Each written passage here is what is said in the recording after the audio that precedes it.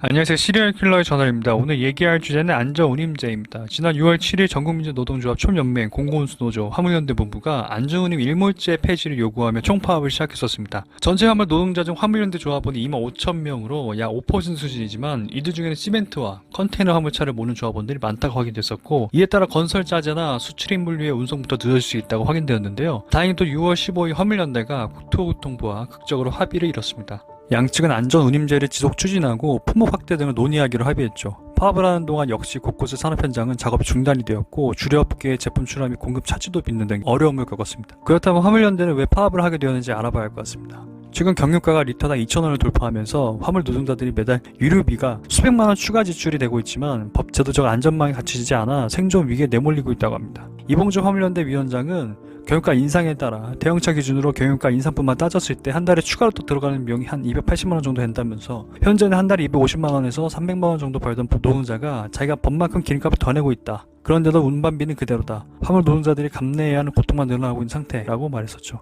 이어 화물연대 입장은 이번 파업의 원인이 국토부에 있다고 강조했습니다. 연말까지 안전운임 일몰제 법 개정이 안 되면 제도가 사라지는데, 작년부터 정기적으로 대화 테이블이 마련되긴 했지만 국토부의 정책 기조가 바뀌지 않을 거라는 판단이 들었고, 3년간 안전운임제 시행을 거쳐 올 연말 제도 일몰을 앞둔 만큼 주무부처로서 정책 기조를 정하지 않은 것은 문제라는 취지였다고 합니다. 그렇다면 화물운송 시장은 어떻게 형성되어 있는지 살펴보겠습니다. 화물운송 시장은 운수사업자가 화주와 계약을 맺어 물량을 확보하고 이를 화물 노동자들에게 배차하는 구조입니다. 화물 노동자들은 운수사업자와 개별 계약을 맺은 특수 형태 근로 종사자이기 때문에 화주와 교섭할 수 있는 법적 장치가 없다고 합니다. 이 때문에 물량이 많은 대기업은 최저 입찰로 운송사업자를 선택하고, 운송사업자는 화물차주 운임을 깎아 손해를 보전하는 기울어진 운동장이 형성되어 있다고 알려집니다. 화물운송 노동자들 현실을 엿볼 수 있는 통계가 있었는데요. 통계 자료에 따르면 최근 5년간 고속도로 교통사고 사망자의 50.4%가 화물차 사고 사망자라고 합니다. 전체 교통사망사고에서 화물차 연관 비율이 4분의 3에 이른다고도 하죠. 화물 노동자들은 대개 운송 건당 운임을 받는데, 운임이 너무 박하다 보니 운송 건수를 무리하게 늘리지 않으면 최저 생계비도 못 벌고 차량 할부금도 못 갚는다고 합니다. 비금 대개 화주들이 화물 노동자와 직접 계약하거나 직고용하는 대신 운송사업자한테 외주를 주면서 시작된다고 하죠. 핫도그 고리는 3단계 4단계로 이어지며, 화주가 최저 입찰 가격으로 최소 운임을 지급하면 지적 배차를 하지 않는 1차 업체부터 시작해 단계마다 운임의 일부를 수수료 떼어먹는 중간 착취가 벌어진다고 합니다.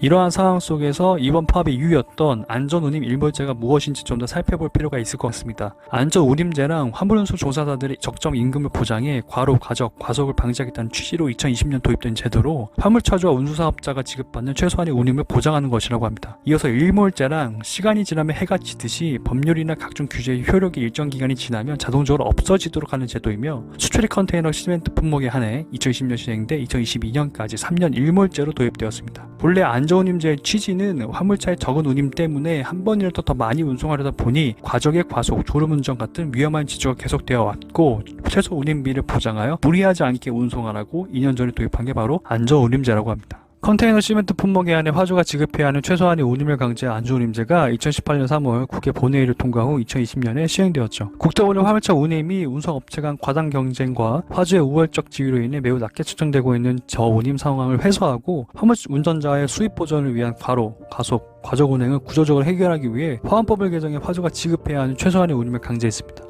하지만 안전운임제는 시행되기 전까지 이해 당사자들 간의 협의를 찾는 과정에서 많은 시행착오를 겪어야만 했죠. 화물차주들은 전반적으로 난촉도가 높은 반면 비용을 지불해야 하는 측에서는 급격히 높아진 운임으로 인한 우려가 높아졌기 때문입니다. 때문에 일부 운송사들과 선사들이 안전운임제에 대한 집행정지 행정소송을 제기하기도 했지만 기각되면서 법적인 논쟁은 정리가 됐다고 알려집니다. 지난 7월에는 평균 유가를 반영한 안전운임제가 변경돼 곳이 있으며, 이번 변경에서는 대부분의 구간의 운임이 인하된 것으로 확인됩니다. 그렇다면 안전운임제가 가진 장점과 단점을 살펴봐야 할 것 같습니다. 안전운임제의 실제 효과에 대해서는 입장에 따라 금액이 다른 의견이 확인되었습니다. 화물연대는 기사 400명을 대상으로 설문조사한 결과 제도 시행 이후 졸음운전과 과적, 과속 경험이 감소한 것으로 나타났다고 밝혔습니다. 실제 정부 용역 조사를 보면 안전운임제가 시행된 2020년에 사업용 특수견인차의 교통사고 발생 건수와 부상자 수, 과적 단속 건수는 모두 줄었습니다. 반면 화주협의회는 안전운임제의 근본 목적인 과속, 과적 건수는 유의미하게 줄어들지 않았다고 지적합니다. 한국교통연구원 자료에 따르면 사업용 특수사고차 과속, 단속 건수는 2019년 220건에서 안전운임제가 시행된 2020년 224건으로 1.8% 증가했으며, 과적 단속 건수는 같은 기간 7,502건에서 7,404건으로 2.3%만 감소했다고 확인됩니다.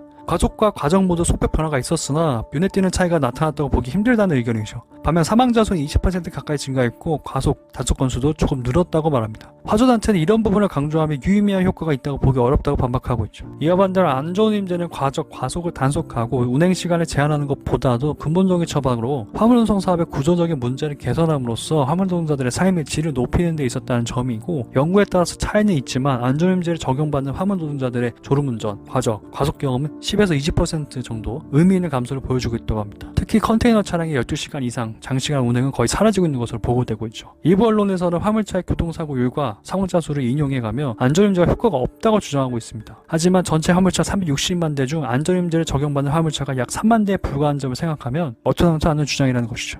또 다른 주요 쟁점은 운임 인상률입니다. 화주단체는 2017년에 비해 50km 이하 단거리 컨테이너 운송요금이 최대 42.6% 오른 것으로 분석됐다고 밝혔습니다. 반면 화물연대는 전혀 다른 통계를 내세웁니다. 안전운임 자체만 보면 열악한 운임을 현실화하기 위해 첫 해만 12.5% 올랐을 뿐 지난해 올해는 1%대 낮은 인상률을 유지하고 있다는 겁니다. 그런데도 운임 비용이 급증한 건 비정상적인 고유가에 따른 일시적 현상이라고 반박하고 있습니다. 화물연대는 안전운임제 시행 후 화물노동자의 근무 시간은 줄고 수입은 늘어났다고 평가했으며, 화물연대가 인용한 한국교통연구원의 안전운임제 성과 분석 자료에 따르면 컨테이너 기사의 월평균 순수입은 2019년 300만원에서 2020년 373만원으로, 시멘트 운송기사의 월평균 순수입은 같은 기간 201만원에서 424만원으로 증가했습니다. 동기간 월평균 근무 시간은 컨테이너 기사와 시멘트 운송기사 각각 5.3%, 12.3% 줄었다고 확인됩니다. 한국교통연구원이 지난해 12월 조사에 발표한 화물차 안전운임제 성과 분석 및 활성화 방안 연구에 따르면 컨테이너 차주와 시멘트 차주가 과속 및 과적, 졸음운전 예방에 효과가 있었다며 각각 94.3%, 84%가 안전운임제를 계속 시행해야 한다고 답한 것을 알려주죠.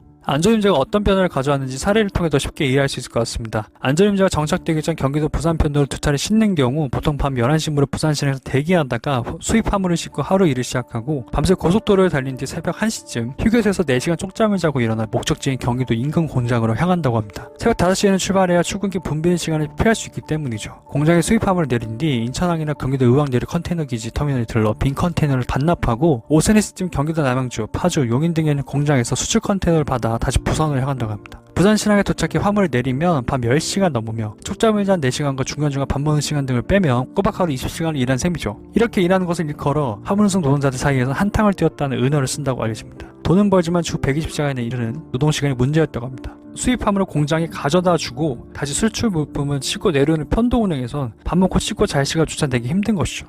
안전운임제가 시행되는 원한다면 하루 15시간 일할 수도 있다고 합니다. 부산시장에서 빈 컨테이너를 싣고 경기도로 가서 수출 화물을 싣고 다시 내려오는 완봉 운행만 하며 노동시간이 줄었는데도 한탕 운임비가 올라가면서 월 매출도 같이 올랐다고 합니다. 하지만 최근은 기름값이 치솟는 바람에 순이익이 오히려 줄어드는 상황이죠. 안전운임제 시행 전 냄새나도 쉴 시간이 없었지만 현재는 중간에 쉴 때 샤워도 할 수 있고 마음의 여유가 있어 좋다는 의견이 전해집니다. 안전운임제는 휴식 시간을 보장할 뿐만 아니라 다른 사람들까지 위험에 처하게 하는 졸음운전을 막는 정책인 것이죠. 또한 안전운임제 시행 전에는 화주로부터 받는 돈 가운데 운송회사가 관리비 명목으로 일부 떼며 운송회사가 1군, 2군, 3군, 4군과 같이 다단계 구조일 경우 내려갈수록 안전수수료를 차례로 많이 떼었다고 합니다. 많은 경우 관리비 명목으로 수수료를 8%나 떼기도 했다고 알려집니다. 한편 한국시멘트협회는 화물연대 집단 운송 거부 종료에 대한 시멘트 업계 입장을 발표했었는데요. 시멘트 업계를 제외한 채 국토부와 화물연대가 지속 추진기로 합의한 사항에 대해 당혹감을 감출 수 없다면서 안전운임제 적용 품목에 전체 화물 자동차의 0.10%에 불과한 시멘트 운송용 벌크 시멘트 트레일러 차량이 포함된 점은 전체 화물 운송 환경을 방해하기에는 대표성이 부족하며 납득하기 어려운 조치라면서 강하게 반발했었다고 전해집니다. 그렇다면 왜 수출입 컨테이너와 시멘트 품목에 한해서만 도입됐던 것일까요?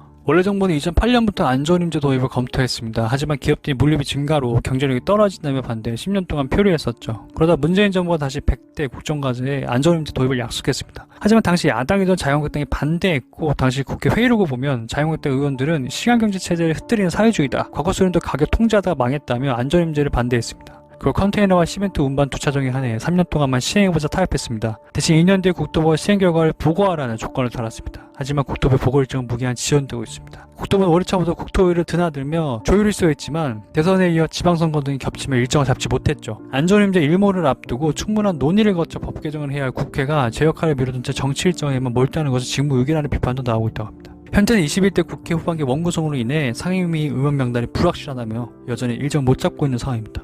법이 보완되거나 수정되지 않으면 한시 적용된 안전운임제는 올해 말 사라지는 상황 속에서 민주노총 화물연대가 국토교통부 안전운임제 지속 추진 등의 합의에 총파업을 철회하면서 이제 공은 국회로 넘어왔습니다. 안전운임제 보완 또는 수정 입법 작업은 국회의 몫이죠. 그러나 현재 국회가 개점 휴업인 상태여서 언제 입법 논의가 시작될지 기약하기 힘든 상황입니다. 정부 또한 안전임대 일부 폐지를 수용하기 어렵다는 입장입니다. 엄영수 국토교통부 2차관은 15일 정부 세종청사 국토부 기자실에서 취재진과 만나 화물연대가 요구한 안전임대 일모제 폐지는 받아들이기 어렵다고 선을 그었습니다. 2차관은 정부 차관에서 안전임대하는 나라는 우리나라밖에 없는 것 같다며 제도가 발전시켜야 할 부분이 많고 완성형 제도가 아니다라고 말했지만 도로 화물시장에서 화물주사업과 지입자가 사업 중인 나라도 우리나라 외 유례를 찾아보기 힘들다는 점을 간과하지 말아야 한다는 의견 또한 있었습니다. 여야 간의 의견도 대립되었는데요. 민주당 우상호 비상대책위원회 위원장은 기자 간담회에서 국회가 언제까지 일무기간을 연장하는 방식의 바보같은 짓을 할 것인가라며 일무 폐지가 답이라고 말했습니다. 국민의힘은 안전임대를 연구하자는 민주당 주장도 일축하고 있고 국민의힘 관계자는 그럴 것 같으면 자신들이 정권을 잡고 있을 때 해야 했다며 민주당은 책임지지 않고 그냥 하자는 것이라고 비판했습니다. 다만 아이러니하게도 문재인 정부 당시 야당이던 자유한국당이 반대해서 결국 컨테이너와 시멘트 운반 두 차종이 안에 3년 동안만 시행해보자고 타협했었죠. 작년 6월 말 욱재훈수 노련이 주최한 심포지엄에서는 안전임의 세계적 확산과 표준화에 대한 논의가 이루어졌습니다.